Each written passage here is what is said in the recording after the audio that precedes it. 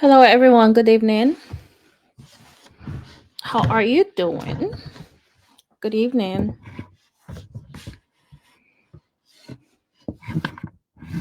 How are y'all doing? Good evening. Hi, everyone. If you're here, say hi in the comments, please.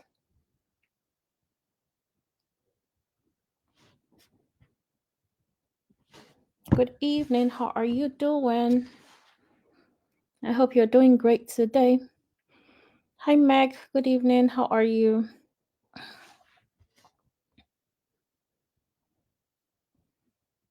How's everyone doing today?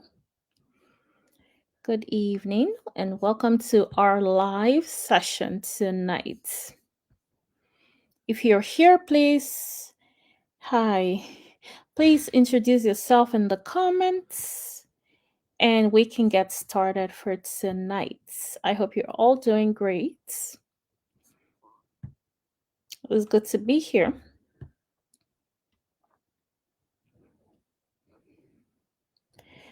So please type in the comments your name and where you're from. Welcome, everyone. Good evening. How are you doing today? I hope you're doing great. Hello. If you're on Facebook, in the Facebook group, or on Instagram, I welcome you tonight to our live session. Good evening. How are you doing? Hi, Talkby from Minnesota. How are you? So, Talkby, I see you both on Facebook and Instagram. Okay. Hi, DBB Kenny. How are you? You have a lot of questions. Oh, yeah. You can schedule a session with me to talk to me. You have a 15-minute slot you can take advantage of. So let me know if you want that. You know what? DM me if you want the link so you can pick the time slots that works for you. But yeah, it's nice to connect. It's good to see you tonight. How are you doing? She has a lot of questions. She said, "Hey, okay. So talk about which are you watching? I see you on. I got a hang of things right now. Like I'm doing great. I'm seeing both folks, and that's really nice to know that no one is really left out because Instagram was being left out a lot. So how are you doing? Okay, it's good to be here. We're gonna get started with our agenda for tonight. And while we're getting started, please type in the comments again your name and where you're from, because sometimes your handle is not really your name. And it's harder to remember or even pronounce sometimes. So you have those nickname handles. But if you could please tell us what your name is and the state or city that you're connecting from. Okay, hey Talkby, I see that's cool. I feel like our Facebook group is more sacred, but it's all good. It's all good. Welcome everyone, and it's nice to be here tonight. How are you all doing? Hope you had a great day at work. If you had a time off today, I hope you had fun. If you're on holiday today, that's very nice. Good evening. So, tonight, our topic, I'm going to start to share a slide here, or it's a little bit of presentation. I don't like to say slides because, we're just having a chat, but I want us all to remember what we are talking about. It's very important to know. And if visualizing takes us closer to that, to being able to remember, memorize, or at least just have it pop, it goes a long way. And so, our topic for tonight is how to make max profits on a flip. So, don't lose money. You don't want to lose money. If you're here with me and you heard that, please type "don't lose money" in the comments. Don't lose money. Type "don't lose money" in the comments. Very important. We're in business not to lose money. We're in business to make money as much as possible. I know sometimes things can be a certain way, but overall, you're a winner if you're in business and you're doing it right. Right. But we have checks, we have balances, there are things we have to do in order to be on the safe side, right? So you're not just pouring more money and efforts and energy and time into a venture that's not going to reward you back. So nobody wants that. We don't want that. And that's why we have to talk about how to make things right, how to prepare, how to be sure that you've got it, rather than assuming that you know what you're doing and not doing it right. Okay, so let's get right into it. My name is Yinka Olumorin. I am a coach on this wonderful platform. Like I always say, Acquire Real Estate in the group. It's a wonderful platform. On my IG profile, it is me, and you might not really know who I am or what I do, but I'm a coach on Acquire Real Estate platform. It's a platform for owning real estate investment on properties. Currently, we have over 200 members within our community, and our students do deals like fix and flips, they do rentals, they do Airbnb, short-term rentals, long-term rentals, Section 8, on a portfolio of properties, cash flowing on a monthly basis to give that monthly passive income where everybody wants to get to. A few of our students have been able to fire their jobs. A few, um, some have this. Actually, most have decided to hold on to their jobs for a good chunk time, so not ready to retire yet. But hey, not everybody gets to that point where you want to fire your job per se, because maybe you love your job, right? So not everyone is irritated or cranky. But yeah, what real estate investing does is give you options so you don't have to stay where you don't want to, or so you can comfortably choose a better pathway within your career as well. So it gives you that leeway where you're not anxious about what's going to happen. You're not positive. You know the best is yet to come because you're working on something that builds over time and gives you that compounding effects over time. You know it's your business. It's what is yours is yours. If you're working for somebody else right now, it's for somebody else. They can decide to do whatever they want, regardless of the field, whether IT or healthcare. And maybe you can find something else that makes sense for you, or maybe your employer can, or all your employers can somewhat operate the same way, which doesn't give you that much of a flexibility, especially with jobs that are like capped where you can keep going up. There's like a max spot you can be on the job. So real estate investing gives you option in life, a kind of option that you will always be grateful for, a kind of option that sometimes you had no clue existed, where you feel like you have to live a certain way, and then you suddenly start to realize it doesn't have to be that way. It's mind blowing, it's life changing when you start to see things from the other angle. So yeah, so that's what we do here on at Acquire Real Estate. We have a lot of wonderful people around. I have Meg Cohen, my assistant. She does a wonderful job, and she would be moderating in the comments. So if you have any questions, put those in the comments. And she's gonna also send you resources after this training. So hang on. That way, she can recognize you and send you whatever resources we have at the end of this training. So please keep introducing yourselves in the comments, where you're from, what you'd like to do. Just, network with us.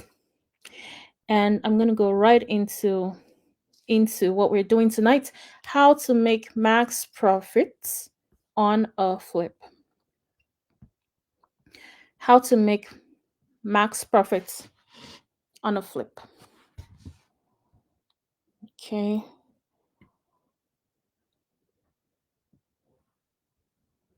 Hi, Lisa. How are you? Okay. Just wanted to say hi back to whoever was saying hi to me. Hi, guys. Hi, everyone. Welcome. Okay. So, how to make max profits on a flip. All right. So, number one, no fluff. We're going to go right into it. Okay. So, number one is your purchase price. How are you buying the property? You're not just looking for a property that has discounts, right? Discounts is very relative. If someone says, or let's say there was sales at Macy's, and they gave you, it's $76.99, 76.99 normally, and right now they're taking whatever amounts off, and it's now $30.99. So the question now is, how cheap is $30.99? It's cheap if the original price wasn't marked up, and you're paying maybe about the same amount as you would have paid without the sales, right? You just don't know. You don't even know if it's actually less expensive somewhere else. If you decide to go to maybe TJ Maxx or a different outlet that carries at a different price. So cheap is very relative. And in real estate investing, we don't want to make that mistake, because we're talking big numbers. We're talking large numbers. Whether this money is yours or it's from the lenders, it's still big numbers. And so we have to be careful to make sure we're buying at the right price, not just at a discount. So some people say things like, um, they took 25,000 off the property and I got it for 75,000 instead of 100,000, and that's a great deal. That's a great discount. Relative to what? How much are you going to make? So you're not just looking for a discount. You want the price to be low enough for the numbers to make sense. So if you don't know how to analyze a property, you have no business doing a flip. Okay, so you have to be able to know what the numbers are, and we'll talk about that a little bit more. But one very important number you have to know is the maximum price that you can sell the property for. Okay, so the maximum price you can get for the property in the future. If you have no clue how much you're going to be able to resell that property for, then you should not be doing this flip. You're not going to make money. Very highly unlikely that you're going to make money, right? And we call that number the ARV right here. So your after repair value. And the way that we know your profits, if you've been here a little bit, you know that we use this formula a lot. And this actually should actually be your offer, your maximum allowable offer. So what your maximum allowable offer should be would be your the max amount. ARV stands for after repair value. So the max amounts that you should be buying the property for, minus your purchase price, added to repairs, added to all the costs. And that would be actually what your profit looks like. Now, for your maximum allowable offer, and I was beginning to mix that up. So, your maximum allowable offer, all of you guys know, or if you don't know, let's know. Type in the comments if you need the MAO formula, and that just tells you how much you shouldn't go above, right? So, that's how much you should not go above. Now, if you want to know what you will be making on the flip or on the property, then this is a very good formula. This is actually a formula from me. I I have some of those proprietary formulas. If you find this elsewhere, it's probably from me. Uh, from putting a bunch of numbers together and seeing how things are looking from different perspectives, different price points, different repairs. So this is something that helps you to know what profit you're making. But if you wanted to know what your maximum allowable offer will be 70 percent of your ARV minus repairs. So that tells you what amount you should not go above. Again, if you need that, let me know in the comments. And if you have any questions, put that in the comments. I'm operating under the assumption that a lot of you guys know this, but who knows, right? So if you need me to repeat anything, put that in the comments. But you have to know your numbers. Avoid emotional buying. You cannot go wrong with the maximum allowable offer formula if you're calculating 70% ARV or 75% ARV minus repairs. It tells you what your max offer should look like at any level, right? So that means you might have a lot of room when it comes to that. Anyways, you must know your numbers. That's what I'm saying. If you don't know how to put your numbers together, let me know. And there might be like another training that you can go through to kind of catch up on that. Okay. So you need your deal analyzer. You need to be able to estimate what your profits will be, even on a deeper level. Okay.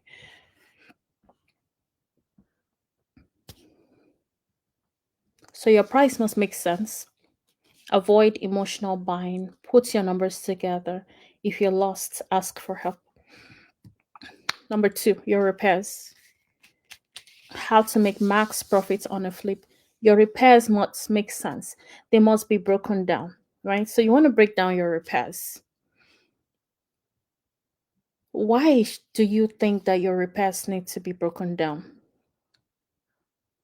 What can happen if you don't break down your repairs? Let's say you call the contractor into a property and they gave you a ballpark and you worked on that. What could happen?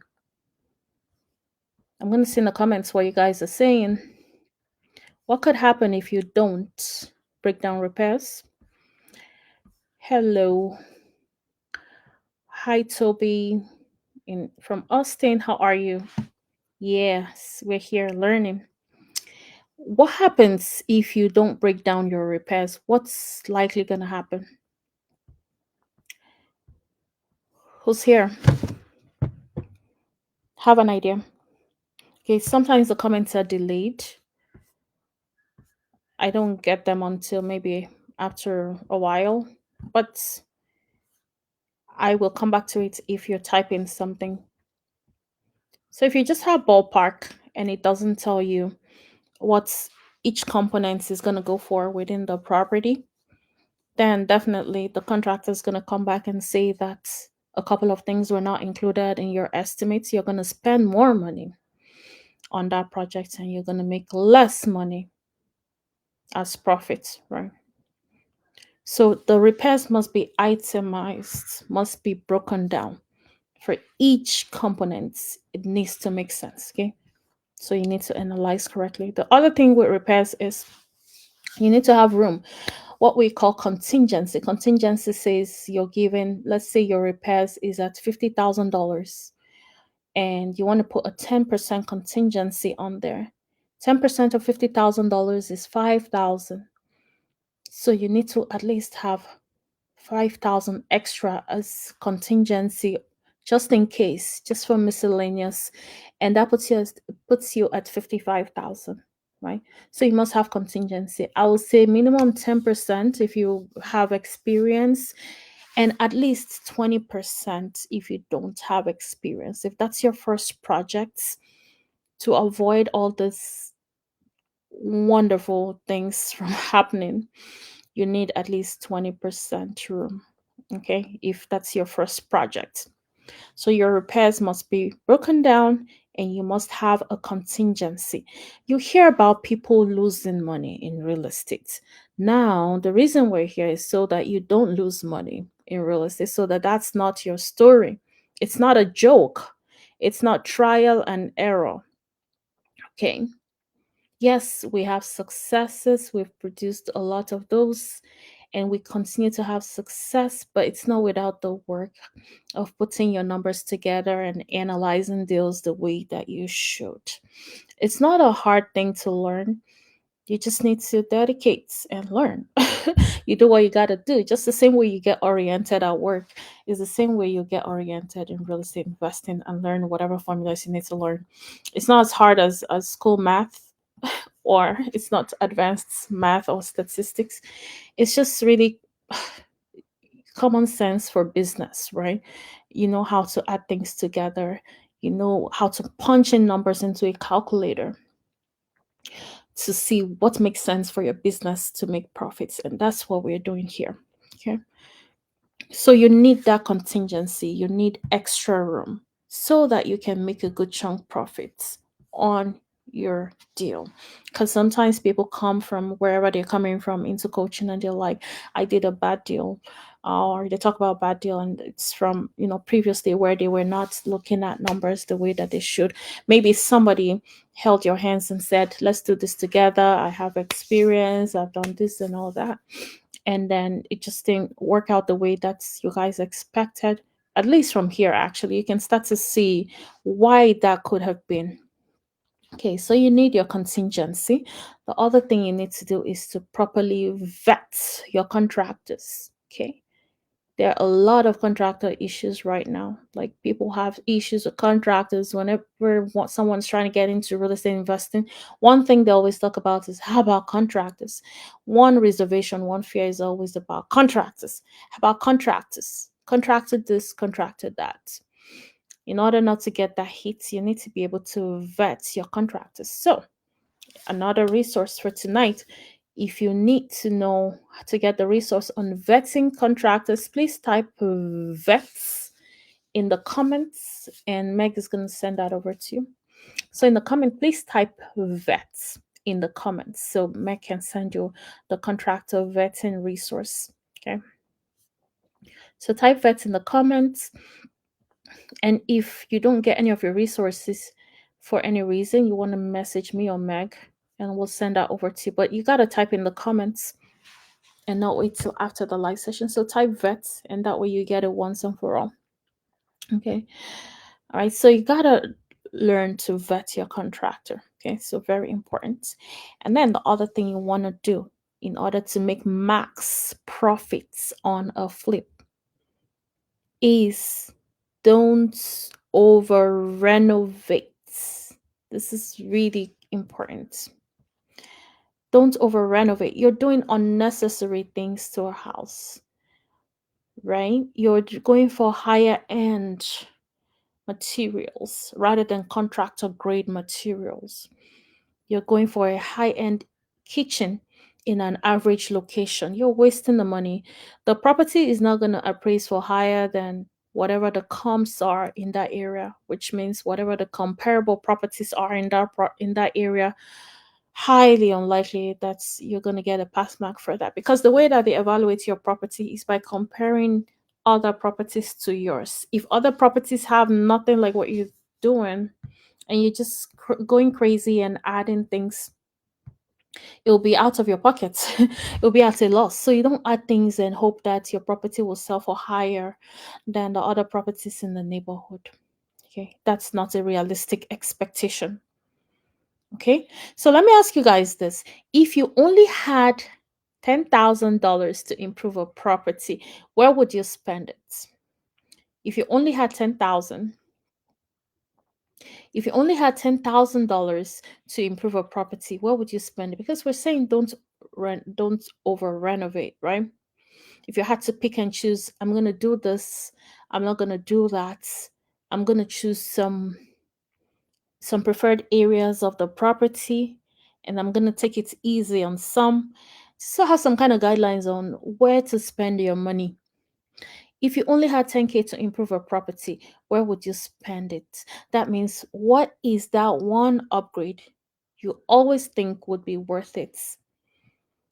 What is that one upgrade you always think will be worth the investment in a flip? Please type that in the comments. Let's see what you guys are thinking. Are you thinking the living room? Are you thinking the backyard? What are you guys thinking right now? Send DM later, yes. What are you guys thinking? Someone said painting. Okay, that's a good try, Jennifer. I like it.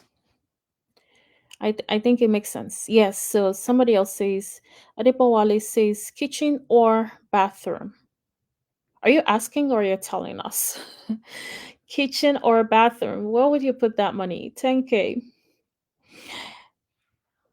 Okay, I like the responses so far, and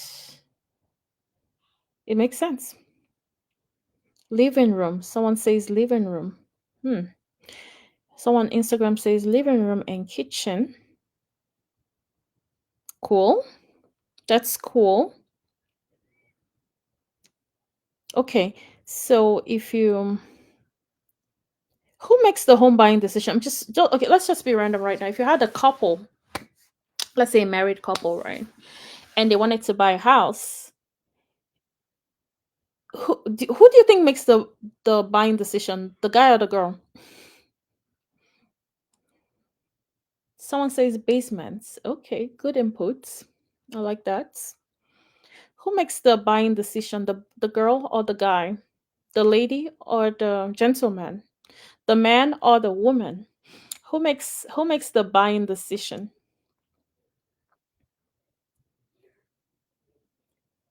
Who makes the buying decision? Aladapo says Ola. Hi. Says the girl. Woman. Okay. Jennifer says woman. The lady. Okay. Okay, cool. Everybody agrees. Okay, so where do you think they'll be looking at the most?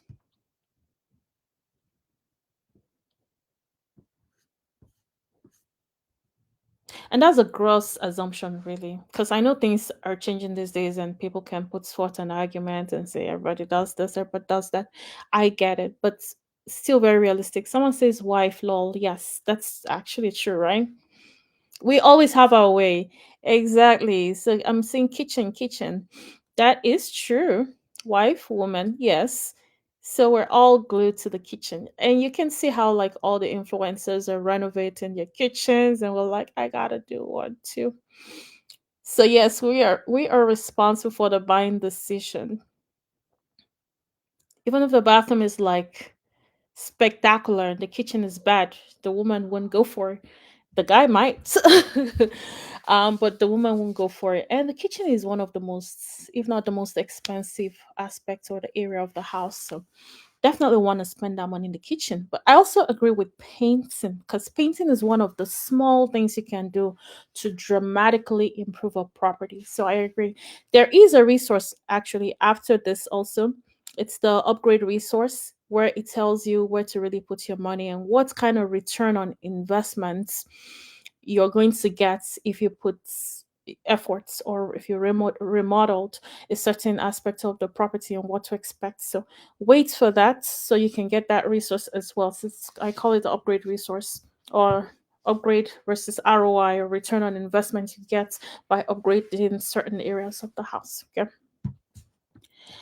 Okay, so now we're gonna go to number three, how to make max profits on a flip.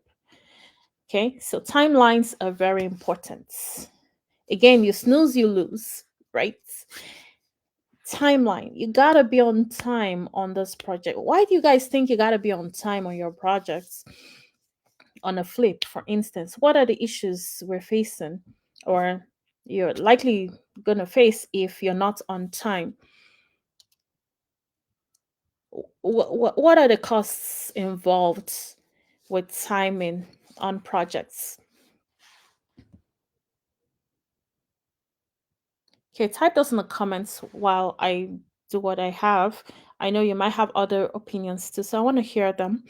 But one of those things you're paying for is your holding cost. And what is a holding cost? You're paying your lights bill, you're paying for snow removal, you're paying for gas or heating. Yes, thank you, Jennifer. Jennifer says holding cost, and that is accurate. Just as I have it, you're paying to keep the property alive, right? You're paying taxes, insurance, a mortgage, right? You're also paying interests, financing costs, right? You're looking to make max profit on a flip, your timeline is very important. The longer you hold our property, the less money you make. The longer you hold a property, the less money you make. Okay? Also, for timelines, you want to make sure you have the right contracts with timelines. Of course, with your contractor, right? So if your contractor is taking all the time in the world, does anything on your contracts cover you and helps you to fire them? Are you using are you making sure that you're not paying them beyond what you should be paying them so that when you need to fire them you can safely do so because your contract says that? Is there a penalty for being late on the projects? Is there a contractor penalty? Right? So these are things that address the timeline issues. How you want to make more money, max profits on a flip. These are very important. So you need the right contracts with the right timelines. Okay. And again, like we said, speed is profits. Speed is profits. If your project timeline goes 2 months over schedule, how much do you think it will eat into your profits? Let's take some wild guesses. Let's use a property price point of $300,000 to sell. You want to sell this property for $300,000. What do you think an average it could cost you on average to in holding costs for 2 months or per month? What do you think per month on a 300K property? What's holding cost like? How much might you be bleeding on a monthly basis? What would 2 months look like? Who says 1,000? What do you guys think? What's holding cost looking like? Jennifer says 2,000. Would that be on for 1 month or 2 months? Or the whole 2 months or just 1 month? What are you guys thinking? 300K to sell. You're gonna pay your holding costs. You're gonna pay your financing costs.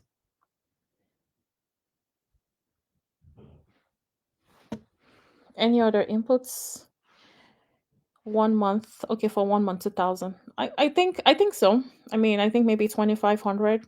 You might be losing around 5,000 for that 2 months period, right? So that means each day, if it's 5,000 a month, how much are you losing every single day you're behind, right? So you can calculate that and you're going to see that your speed is profits. So in the beginning, you're organizing your project in such a way that things are done in a time sensitive manner. Okay. The other thing that's very important, just as important as the timelines, is the flow. You gotta follow the flow. Follow the flow. What do I mean by that? There's a certain way that your projects should go. Week 1, week 2, week 3, week 4, week 5. There is an arrangement, right? So you gotta go in order. For example, you gotta do your rough first. You gotta demo first. You do your rough, which means you gotta do your plumbing and electric, put those in the walls before you cover up the walls, before you paint. So you're asking, should I paint first? Should I do flooring first? So which one comes first, guys? Do you think painting comes first or flooring comes first? Painting or flooring? What do you think you should do first? Should you paint the property first or should you do the flooring first? Which one comes first?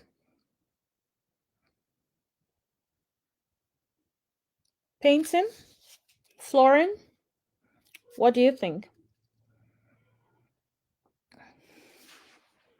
I wish there wasn't as much of a delay. I see a response. It says painting. Jennifer. Okay. Thank you for that input. Does anyone else think painting or flooring? Which one should come first? So what's the danger of painting before flooring or doing flooring before painting? And I agree with you, Jennifer. If you want to put the reason in the comments, you can put that. You want to paint first, right? I mean, aside the fact that your paints will drip on the flooring, some people can still cover the flooring. But in a flip for the interior, you definitely want to try and do the flooring finally, right? As one of the last things because of traffic. You know, if it's a brand new flooring, Okay, I see two responses on Instagram that said flooring. So the reason why we're going to do painting first is, besides the drip, it kind of helps where you're not covering the whole entire floor and trying to prep and all that. But also the traffic, like people moving in and out of the property. So you want to say flooring for the last thing. Driveway as well is also one of the last things you do on the exterior. The same reason, traffic. Once you're done with everything, people in on the inside are done. You wanna do the driveway. Guess what? If you reverse the order, you might have to sand and refinish your flooring again. That's more money, right? You might have to need to clean out painting that's deep in there. That's more money. That's more mess, right? Which also reduces the value of your project. And so now you gotta refinish the floor. um the same with driveway. If it's not properly dried and you have caterpillars and bobcats coming into the property on the property through the driveway, maybe the driveway is only 2 weeks old, you're already reducing the lifespan of the driveway, and you might actually have marks on the driveway. So not a great idea. A lot of these things you now have to redo. If you're covering the walls too early, you have to break the walls again, especially if you covered the walls before your inspection. There are timelines when your inspector should come and all that, and those are things you learn. Right. So if you reverse the order, you're going to spend more money, you're going to waste more time, and you're going to make less money. Okay. How about the roof? That, I guess that's a trick question. Do you think the roof should come at the end of the project or towards the beginning? What do you guys think? I'm curious actually. Do you think your roof should be towards the end or towards the beginning of the project? What do you think? Roof towards the end or towards the beginning? You think the roof should come later? Jennifer says roof first. Oh, cool. Jennifer, thanks for participating a lot. That's good. Thank you. Uh, Roof first, she said. Okay. I like that. I wonder if you have a reason. Type that in the comments if you have a reason. I would say either, right? It it's fine to do it first, but it's also fine to do it last. It doesn't really matter. Actually, most times your roof can go independently of what's going on inside. You would probably think roof later because it kind of covers everything, but you can do it first and you can do it later. So those are things you need to understand. Why wait till later if you can do it while other things are happening? That'll also save you time and that'll also save you money, and you're going to make more money in the process. Okay, to protect the job. I see what you're saying. Yes, that's a possibility. Well, I'll say maybe roof before landscaping, right? So you're not throwing things on landscaping that's already done, or greens that are usually you pick up that whole trash. But yes, I'll say do that before landscaping, and of course before you take out your dumpster, right? Anyways, so yes, good inputs with that one. Okay, cool. All right, so another thing you need to know about making max profit on a flip is to list the property right. When you're putting the property on the market, what kind of price are you listing your property at? Right? What kind of price? You have to price it right. Price the property right. It's called strategic pricing. If you're overpricing, your property is going to stay too long on the market. It's going to be stale. And with stale listing, price drops, people start to think maybe something's wrong with the property. You start to get lower offers, which is a low ball. So you got to be careful. That pricing situation is very sensitive. If you are slightly below market value, let's say you're slightly underpriced, that is a great thing actually, because it can create bidding wars. So you're under the market value, people are like, wow, this nice property looks so cheap. This looks like a bargain. I'm gonna go for it. And then you have more than one bid, right? And I just put a screenshot of a property, sample property here that we did once. Usually in real life examples, like we've had between ranging from 30K to 60K above asking, or 60 plus K above asking, right?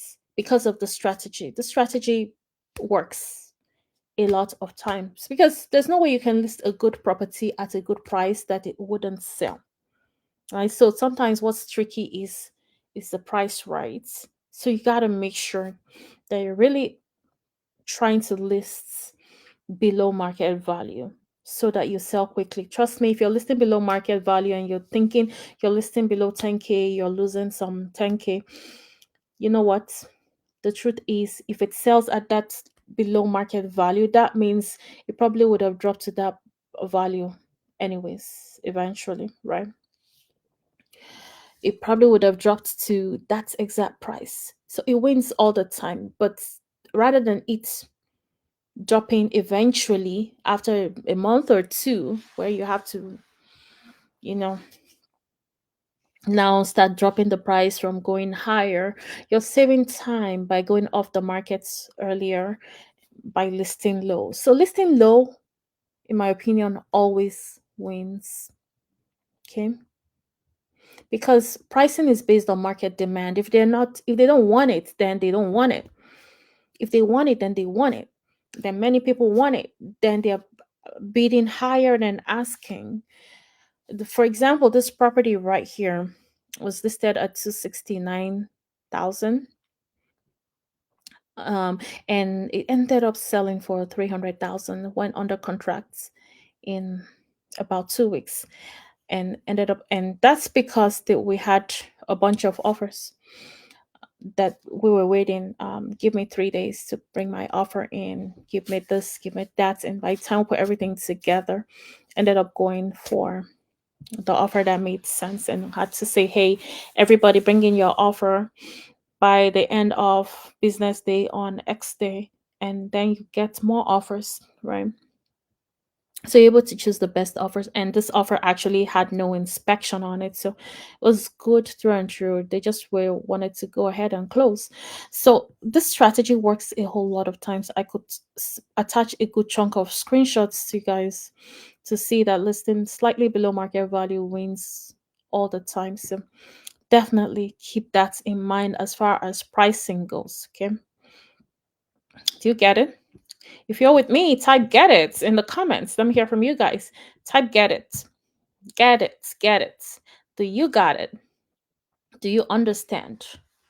Please type get it in the comments or got it in the comments as we proceed. Okay. One very important thing I want you guys to know about making the max profit that you can on a flip is this staging. I know sometimes you feel like it's controversial, like I don't know, that property sold for um for X amount. My properties like that property sold for X amounts without staging, right? Could it possibly sell for more without staging? With staging rather. Yes. Usually staging is a big ROI endeavor. Staging is a big ROI. It gives you a lot of return on your investment. Because what? Have you ever come across a situation when you think a room is too small, but it ends up swallowing like a queen or a king size bed conveniently? Exactly. So when your buyers are looking at a property, they have a hard time knowing if this is even a good size. I don't know if my bed is going to fit. I don't know if my TV is going to sit here. I don't know what my furniture arrangement might look like. This is awkward. I don't know how the space is organized. I'm confused whether the space will work for me. So when you stage your property, you're helping your buyers visualize how it's going to look like after it's done. Okay. So the staging is very important. Yes, it costs a few thousands, maybe 3,000, depending on the size of the property, right? But you'd rather stage than start to drop your property price by $10,000 each time. And if you were to create a bidding war, for every bidding war we've gotten, the properties were staged. So why would I settle, right? So definitely pay that amount and make more money. So it does help a lot. The other thing is professional photography, and this costs what? Depending on the property or the area, between $100 to $400. It costs nothing, in my opinion, because you know if people are not seeing your property very well on on the internet, they have a hard time. If you just took like some iPhone pictures, or maybe it's not even, maybe some Nokia pictures or Motorola pictures, because these days iPhone pictures are great, right? But not still professional enough. And you just upload that picture that's looking upside down or side left, and it's not putting things in the right perspective. It's kind of hard to want to see the property. It's harder to want to see the property if you're not doing that, if you're not using professional. But if you see a nice professional photo that makes the house look like it's almost a magazine property, everybody's curious. I want to go there. If that's their specification, maybe 3 bedrooms, 2 bathrooms is what they're looking for. I want to check out this house. So you're getting more traffic by putting professional photographies up, right? Which is an incredibly high, in fact, the highest ROI you can ever think of as far as getting maximizing your profits on a flip. So very important to do that. The other thing right here is advertising, and the question about advertising, because we're all listing on the market for the most part. Sometimes somebody comes off market and says, I want to buy a property. They talk to you directly, but most times it will likely be through a realtor, because the realtors probably have about 90% the pool of buyers. So it does make sense, logical sense, to list with a realtor, to sell a property with a realtor versus trying to sell it on your own, right? So with the realtors though, you gotta be careful as well to make sure you're using the right realtor. Hi Osaratin, thanks for that. Yeah, so would would you just let your property, after working so hard on a property and you've gotten all set and you want to list, would you just give it to anybody? Because realtors are different. Some people are novices or and have not enough experience. Some have experience, but they're not doing things the right way, right? And so it is with many professions. So it's not just realtors, but generally speaking. So you got to ask them, what are you doing to sell this property? Are you doing open houses? Are you doing word of mouth? How eager is this person? Are they willing to hustle for your property to sell? Because guess what? If you're earning how much in commissions, sometimes with a 1 point something million property that we sell, like our realtors are making a whole lot of money, right? A whole lot, up to 6% in some cases, 6% of $2 million, right?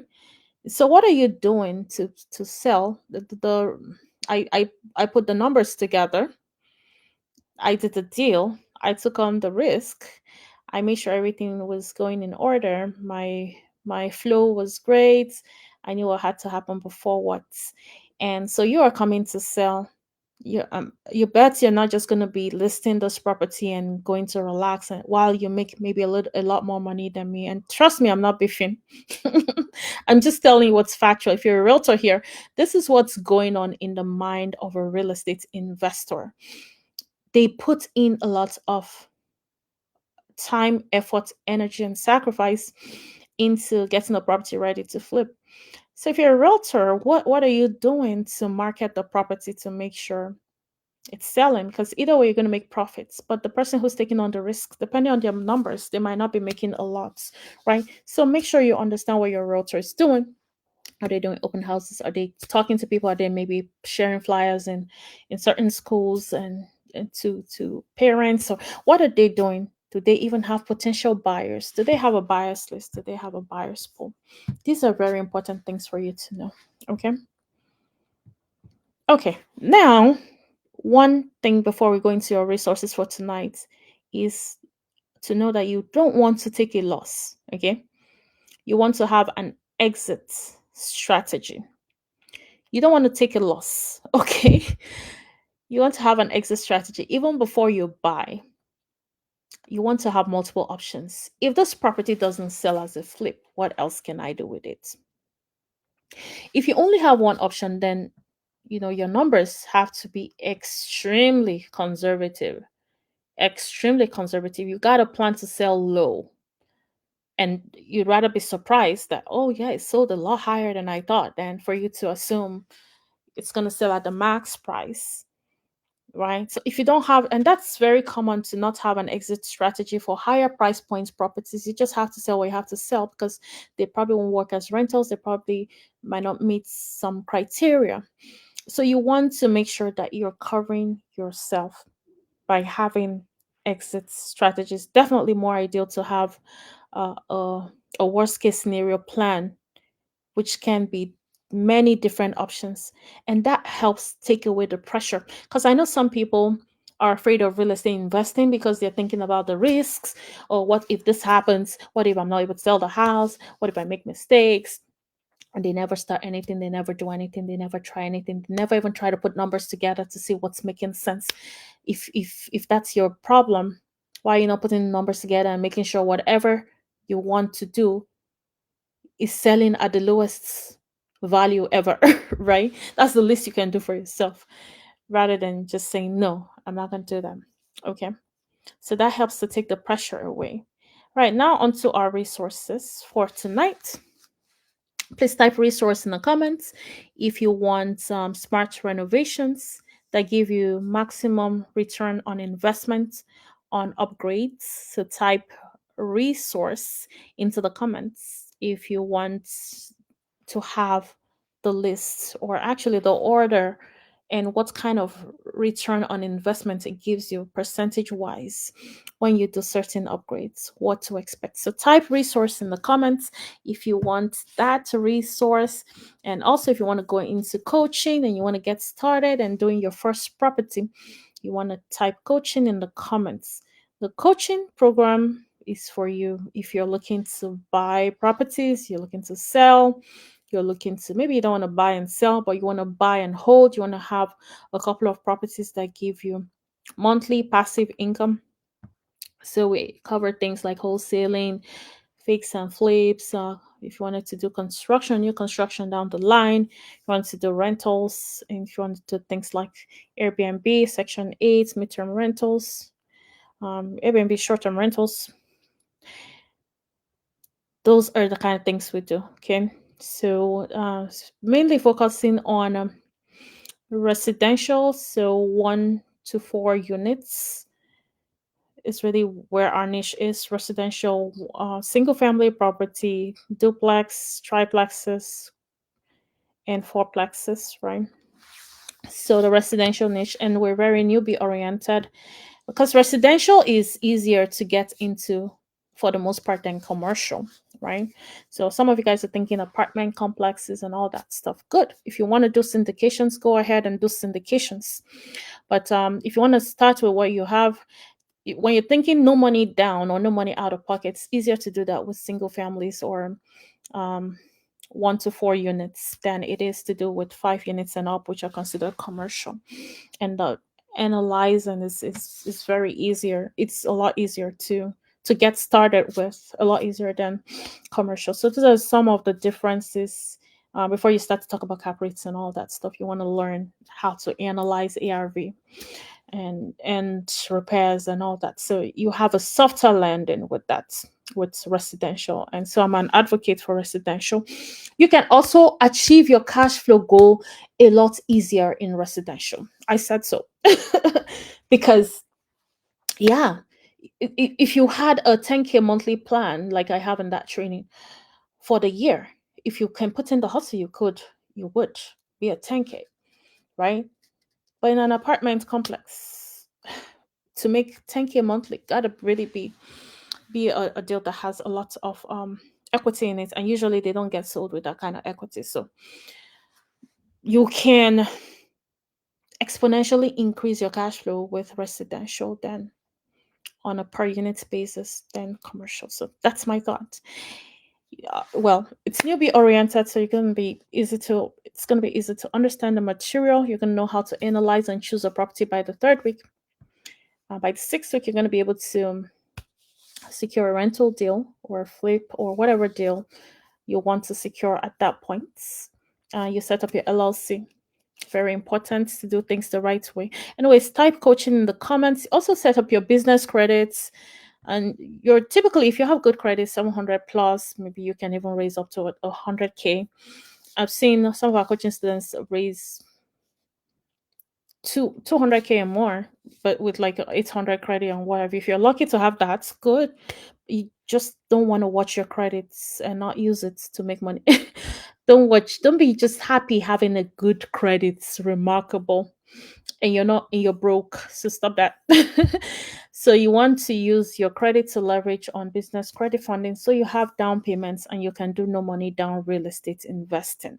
So you don't have to have money in savings to be able to do real estate or buy properties. Within our program, we have affiliate lenders also. We have lenders on ground, they fund our students' deals, and we keep growing our list. We just recently added a lender that can fund a purchase at up to 100%. So that means 100% purchase, 100% rehab. And there's some criteria to meet, but there is a lender that would do 100%, which means you're not bringing money to the table.